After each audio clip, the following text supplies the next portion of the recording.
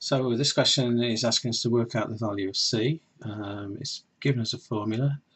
We know it's a formula because we've got a subject letter A and it's equal to 4 times the B value times the C value. So when you have a formula, my recommendation is write it out in full.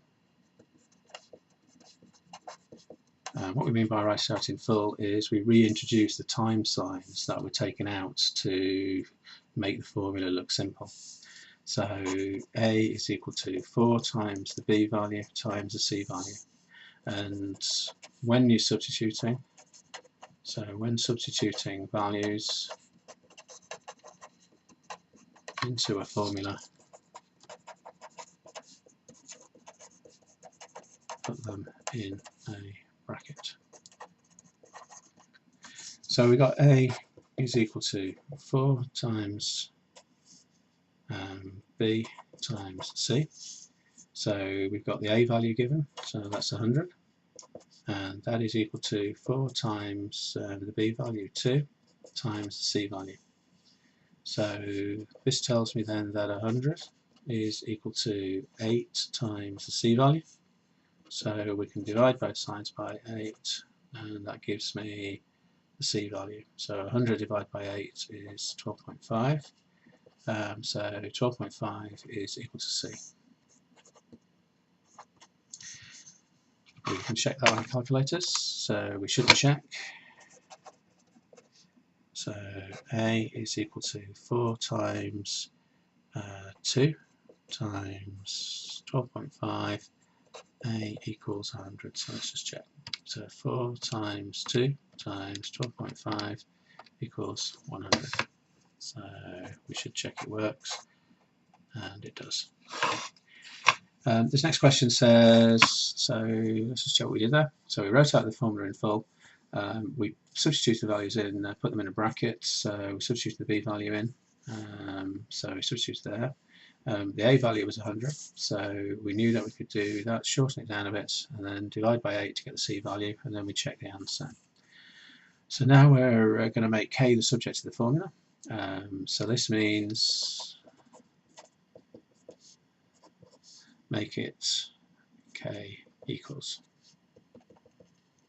So literally we got to move everything away from the K side onto the other side to make it K equals. So M equals the square root of K plus 1 over 4. So the first thing we should do is square both sides to remove the square root. Now we shouldn't try and move the 4 or the 1 first, because the square root sign is meaning that we're actually square rooting the 4 and we're actually square rooting the K plus 1. So to move it as just a 1 isn't appropriate because it's involved with the square root sign.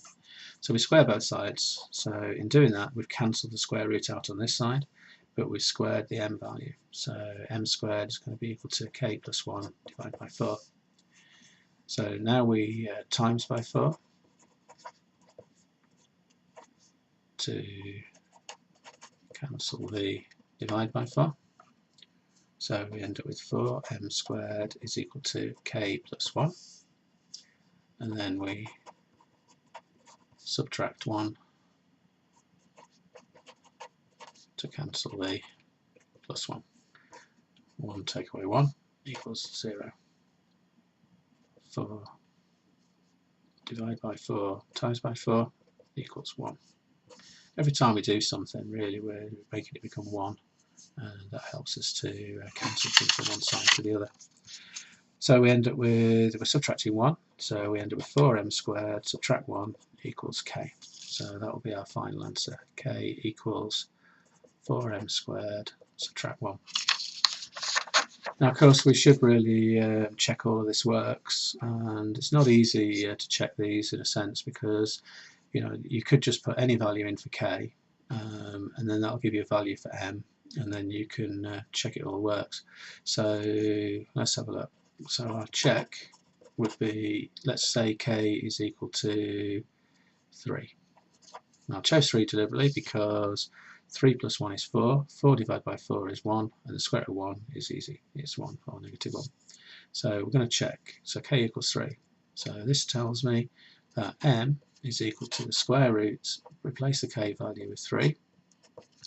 So that's going to be the square root of 4 divided by 4, which is the square root of 1, which equals 1.